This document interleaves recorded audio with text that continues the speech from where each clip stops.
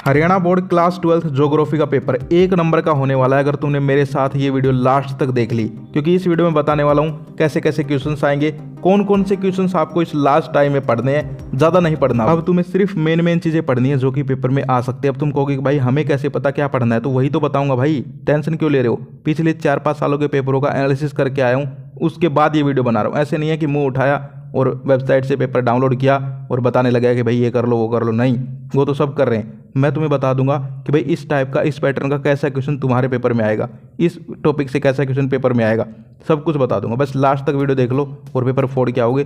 चलो देखते हैं। सो फ्रेंड्स, यहाँ पर आप देख सकते हो इंपॉर्टेंट क्वेश्चंस और उनका पैटर्न समझना है आपको, ठीक है, ताकि आपको पता चल जाएगा कि भाई घर पे बैठ के आपको कौन कौन से क्वेश्चंस पढ़ने हैं। बहुत सा कुछ नहीं पढ़ना, अब जो है सिर्फ थोड़ा सा पढ़ना है, जो मेन चीज़ें हैं वो पढ़नी है। तो आज इस पूरी वीडियो में समझा दूंगा तुम्हें कि भाई किस चैप्टर से कैसे कैसे क्वेश्चंस तुम्हें पढ़ने हैं जो कि डायरेक्ट आएंगे पेपर में। तो देखो, फर्स्ट क्वेश्चन देखेंगे हम लोग, हिंदी मीडियम में देख रहे हैं भाई, इंग्लिश वाला हो तो वो भी साथ साथ देख सकता है, कोई दिक्कत नहीं है। निम्नलिखित में से कौन सा मानव और पर्यावरण के बीच अंतःक्रिया में सबसे महत्वपूर्ण कारक है। तो यहाँ पर मानव पर्यावरण टॉपिक पकड़ा करो, मेन टॉपिक क्या है, मानव पर्यावरण, ठीक है। तो इनसे रिलेटेड और भी क्वेश्चंस आ सकते हैं, ठीक है। तो ये चीज़ें पढ़ लेना भाई, मानव विकास हो गया, पर्यावरण प्रदूषण हो गया, पर्यावरण के बारे में थोड़ा सा पढ़ लिया। तो इसका आंसर क्या हो जाएगा बताओ। इसका आंसर हो जाएगा बी ऑप्शन, प्रौद्योगिकी, ठीक है, टेक्नोलॉजी। तो इसका आंसर बी हो जाएगा। क्वेश्चन नंबर 2 देखो, निम्नलिखित में से कौन सा सबसे अधिक आबादी वाले देशों में से एक है। यहाँ पर क्वेश्चन किस चीज़ का है बताओ मुझे, नहीं आ रहा पकड़ में, जनसंख्या। यही है मेन टॉपिक, जनसंख्या। और जनसंख्या का जो है तुम्हारे पेपर में 40 से 50% काम जनसंख्या का आएगा। मैं देख के आया हूँ तुम्हारे पेपर पैटर्न, सारी चीज़ें, 40 से 50% काम जो है तुम्हारे जनसंख्या का आएगा। जनसंख्या का जो टॉपिक है उसको अच्छे से तैयार कर लो। जनसंख्या वृद्धि, जनसंख्या कहाँ पर कितनी है, किसकी जनसंख्या कम है, किसकी ज़्यादा है, ये छोटे छोटे क्वेश्चंस हैं लेकिन ये आएंगे ज़रूर। तो जनसंख्या का टॉपिक जो है उसको पक्की तरह याद कर लो बैठ के, ठीक है। कहाँ की जनसंख्या ज़्यादा है, कहाँ की कम है। जैसे कि अब देखो यहाँ पर किसली की पूछ ली, ज़्यादा, ऐसे कम का आ सकता है, समझ गए। तो इसका आंसर क्या हो जाएगा, आपको ऑप्शंस देखने उसके बाद आंसर करना है। तो इसका आंसर हो जाएगा ए ऑप्शन, भारत की, ठीक है। इसके बाद हम आगे बढ़ते हैं। तो जो मेन टॉपिक्स हैं वो आपको ध्यान रखने हैं, समझ गए। इसके बाद आगे देखो, प्रश्न नंबर 3 है, निम्नलिखित में से किस प्रकार के उद्योग अन्य उद्योगों के लिए कच्चे माल का उत्पादन करते हैं। तो आपको ये यहाँ पर जो है प्राथमिक क्षेत्र हो गए, द्वितीयक क्षेत्र हो गए, तृतीयक क्षेत्र हो गए, ये यहीं से प्रश्न है, ठीक है। तो ये जो उद्योग धंधे हो गए इनके बारे में अच्छे से पढ़ लो भाई, कौन से प्राथमिक हैं, कौन से द्वितीयक हैं, कौन से तृतीयक हैं। यहाँ से एक क्वेश्चन पक्का है तुम्हारे छोटे क्वेश्चंस में, MCQ में देख सकते हो। तो यहाँ पर बताओ क्या हो जाएगा। इसका आंसर हो जाएगा ऑप्शन सी, बुनियादी उद्योग, बेसिक इंडस्ट्री जो है वो यहाँ पर जो और इंडस्ट्रीज हैं उनको कच्चा माल प्रदान करती हैं, समझ गए। क्वेश्चन नंबर 4 देखो, इनमें से किस भारतीय राज्य में सबसे अधिक ग्रामीण आबादी है। देखो फिर से जनसंख्या का क्वेश्चन आ गया, ये आबादी मतलब जनसंख्या ही है, ठीक है। तो तुम्हें बताना है किस में सबसे ज़्यादा ग्रामीण आबादी है। तो देखो, पंजाब है, बिहार है, तमिलनाडु है, गोवा है। तो तुमने सुना भी होगा बिहार में, तुम देखते हो कि हमारे यहाँ पर जो काम करने के लिए भी बिहारी वगैरह लोग आते हैं, वो काम करते हैं। तो इसका आंसर क्या हो जाएगा, बिहार हो जाएगा। कुछ एक तो तुम अपने बिना पढ़े भी अपने दिमाग से भी आंसर कर सकते हो, समझ गए। तो ये जनसंख्या जो है इसके बारे में पक्का आएगा आपके MCQ में, 4-5 क्वेश्चंस पक्का हैं। और बड़े क्वेश्चंस में तो पूछो ही मत, जनसंख्या के बहुत सारे क्वेश्चंस आएंगे। तो जनसंख्या का टॉपिक तो पक्का कर लो भाई, और कुछ पढ़ो या मत पढ़ो, जनसंख्या के सब कुछ चीज़ें पढ़ लो, जनसंख्या वृद्धि, जनसंख्या विकास, सब कुछ, ठीक है। आबादी, जनसंख्या, इसके क्वेश्चन बहुत सारे आने वाले हैं। आगे चलते हैं, इसका क्या हो जाएगा, बिहार, ऑप्शन बी हो जाएगा। इसके बाद हम आगे बढ़ते हैं, आगे देखते हैं क्वेश्चन नंबर 5 और 6 वाला। तो क्वेश्चन नंबर 5 देखो, 2011 की जनगणना के अनुसार भारत के किस राज्य की जनसंख्या, फिर से जनसंख्या का क्वेश्चन। तुम देख रहे हो खुद, अब तक हम 5% ही पढ़े हैं हमने और 3 जनसंख्या के हैं। तो इसलिए कह रहा हूँ जनसंख्या वाला मोस्ट इंपॉर्टेंट है, जिसको सिर्फ पास भी होना होना वो भाई जनसंख्या पढ़ ले। और एक और बताऊंगा आगे, अभी सिर्फ 2 टॉपिक भी पढ़ ले, आराम से पास हो जाएगा, कोई दिक्कत नहीं आएगी। मैं बताऊंगा तुम्हें, तुम देखना कितने नंबर का काम है। अब देखो इसका आंसर बताओ जल्दी से, 5 का। यहाँ पर 2011 की जनगणना के अनुसार भारत के किस राज्य की जनसंख्या सबसे अधिक थी, ये पूछा गया है। तो इसका भी आंसर देखो, उत्तर प्रदेश, पंजाब, पश्चिम बंगाल, हिमाचल प्रदेश। तो पंजाब की भी ज़्यादा नहीं है, हिमाचल का भी तुम्हें पता होगा ज़्यादा नहीं है, उत्तर प्रदेश, पश्चिम बंगाल, यहाँ पर तुम्हें कन्फ्यूजन होगा, लेकिन तुम्हें पता है यूपी कितना बड़ा राज्य है, तो यहाँ पर उत्तर प्रदेश हो जाएगा, ऑप्शन ए हो जाएगा इसका आंसर। ठीक है। प्रश्न नंबर 6 देखो, निम्नलिखित में से कौन सा खनन शहर है। ये आ गया मेन टॉपिक खनन। ये जो खनिज पदार्थ हैं इनका भी 1% पक्का आएगा, छोटे में भी, और 2% बड़ों में आएंगे। तो ये जनसंख्या हो गई, खनिज खनन हो गए, ये इंपॉर्टेंट टॉपिक्स हैं, इनको पक्का कर लो। तो इसका आंसर बताओ क्या हो जाएगा। इसका आंसर हो जाएगा डी, झरिया। ठीक है, आगे चलते। प्रश्न नंबर 7 देखो, निम्नलिखित में से कौन सा शहर 18.4 मिलियन से सबसे अधिक लोगों के सबसे बड़ा समूह है। तो यहाँ पर फिर से प्रश्न किस टाइप का है, समझो टॉपिक, समझो मेन कीवर्ड, समझो क्या है, जनसंख्या वाला, ये आबादी वाला। तो यहाँ पर क्या हो जाएगा, मुंबई। इसके बाद प्रश्न नंबर 8 देखो, भारतीय समुद्री बंदरगाहों में से कौन सा बंदरगाह भूमि से घिरे पड़ोसी देशों को सुविधाएं प्रदान करता है। तो ये यहाँ पर कीवर्ड क्या है, कीवर्ड अगर तुम्हें पता चल गए ना तो तुम भाई पेपर फोड़ के आओगे। 4 सैंपल पेपर हैं तुम्हारे, एक तो मैं यहीं समझा रहा हूँ, 3 और हैं। तुम कहोगे तो वीडियो बना दूंगा, वरना खुद भी उनके क्वेश्चंस को देखो, कीवर्ड को समझो, कीवर्ड से ही क्वेश्चन आएंगे। क्लास 12 फिजिक्स का पूरा पेपर जो है, जो सैंपल पेपर के कीवर्ड थे उन्हीं से आया, हिंदी का पेपर उन्हीं से आया, इसके अलावा पॉलिटिकल साइंस का पेपर उन्हीं से आया। कीवर्ड वही रहते हैं, पर्सन बदल देते हैं। तो कीवर्ड भी अगर तुमने पढ़ लिए मेन तो तुम पेपर फोड़ दोगे, कोई दिक्कत नहीं है। तो यहाँ पर बंदरगाह है, बंदरगाह से रिलेटेड जितने भी पर्सन हैं वो सारे के सारे पढ़ लेने हैं। ठीक है, बंदरगाह का 1% पक्का आएगा। तो यहाँ पर बताओ क्या हो जाएगा, इसका आंसर हो जाएगा कोलकाता।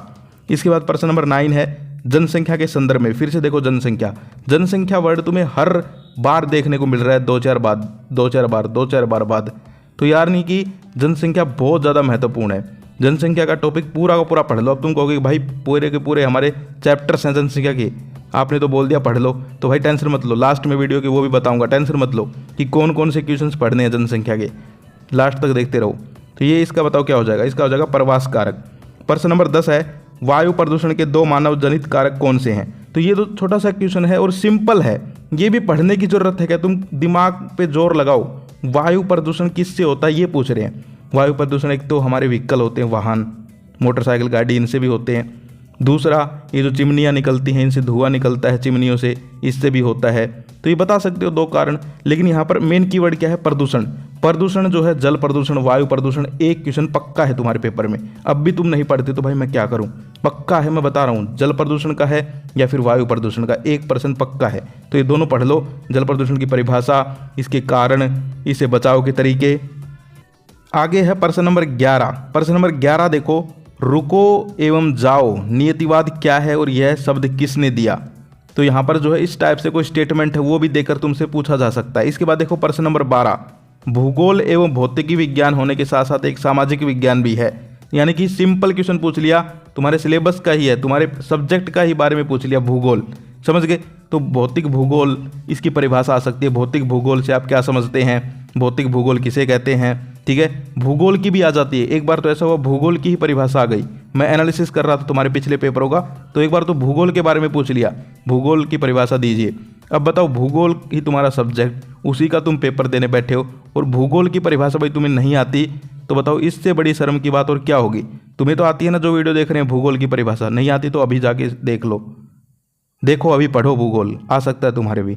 इसके बाद देखो प्रश्न नंबर 13, जनसंख्या के वितरण में संदर्भ में पशु कारकों का वर्णन कीजिए। फिर से जनसंख्या वर्ड आ गया। जनसंख्या तुम देख रहे हो, हर 2-4 प्रश्नों बाद जनसंख्या तुम्हारे सामने आ रहा है। अब भी तुम नहीं पढ़ते भाई, तो मैं क्या करूं।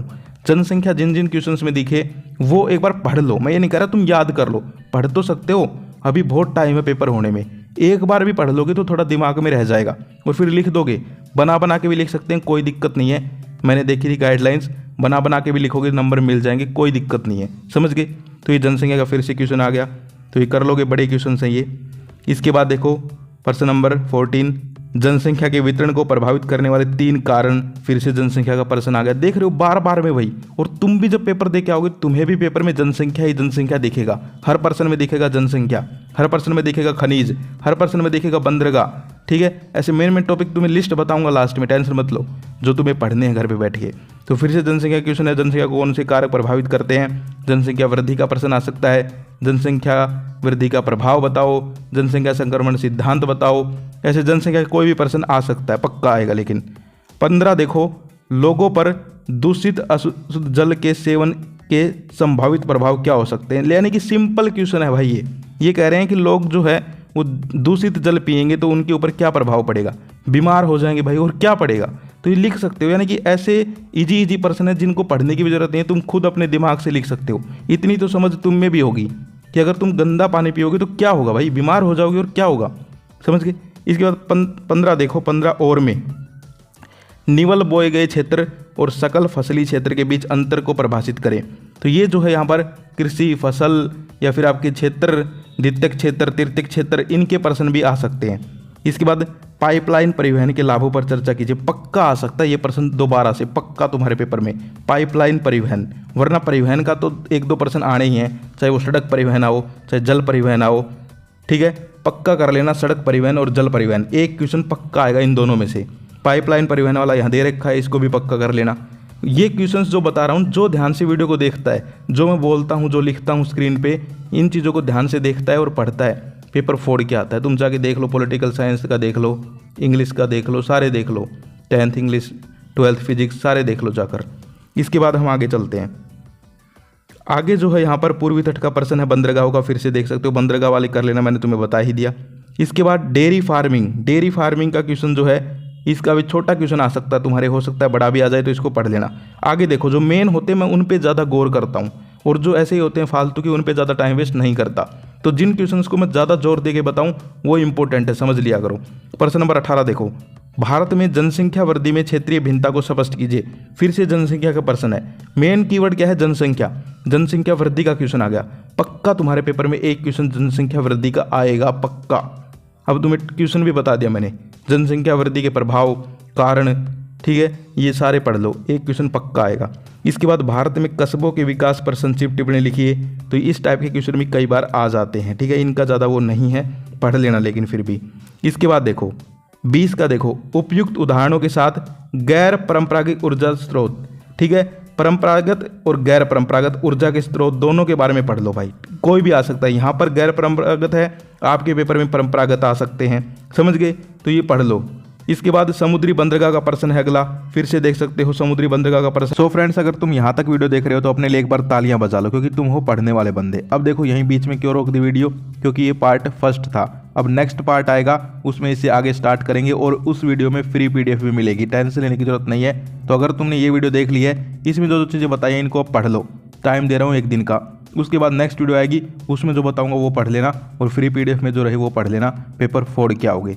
तो अगर यहाँ तक वीडियो देख रहे हो तो फिर से एक बार कह रहा हूँ, पढ़ने वाले बंदे हो भाई, टेंशन बिल्कुल मत लो, क्योंकि जो नहीं पढ़ने वाले थे वो गए छोड़ छाड़ गए, वो देखते हैं कहीं PDF मिल जाए, कहीं कुछ मिल जाए, चिटिंग का कुछ मिल जाए, लेकिन तुम पढ़ने वाले हो तो यहीं पर साफ हो जाता है भाई, तुम्हारे नंबर अच्छे आएंगे ही आएंगे और तुम पेपर फोड़ के आओगे ही आओगे।